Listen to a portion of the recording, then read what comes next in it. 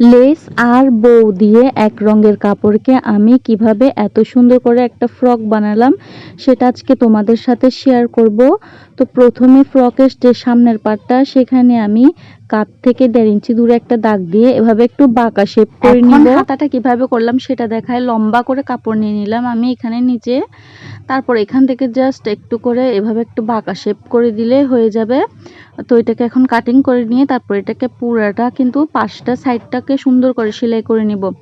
তো সেলাই করে নিব। এখানে কাপড় বেশি নিলে কিন্তু দেখতে আরও বেশি ভালো লাগবে, কারণ কুচিটা বেশি হলে কিন্তু ফ্রকটাও দেখতে অনেক বেশি ভালো লাগবে। তো এখানে কিন্তু আমি একদম ঘন করে কুচি করে নিচ্ছি।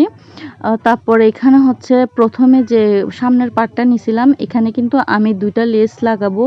তো লেসগুলো কিন্তু পরে সেলাই করলে এগুলো সরে যাবে, যার কারণে আগে আমি সামনের পার্টে সুন্দর করে এগুলোকে জয়েন করে নিচ্ছি। তারপর যে কুচি করলাম কাপড়টা সেটা রাখবো লেসের উপরে, তারপর এটাকে সুন্দর করে সেলাই করে দিব। তো এখানে সুন্দরের জন্য আরও ফিনিশিংটা ভালো আসার জন্য এখানে একটা চাপ সেলাই দিয়ে দিব। তো তোমরাও কিন্তু তোমাদের বেবিদের জন্য এভাবে খুব সহজে একটা ড্রেস তৈরি করতেই পারো। আর আমার ড্রেসটা তোমাদের কাছে কেমন লাগলো অবশ্যই কিন্তু কমেন্ট করে জানাবে।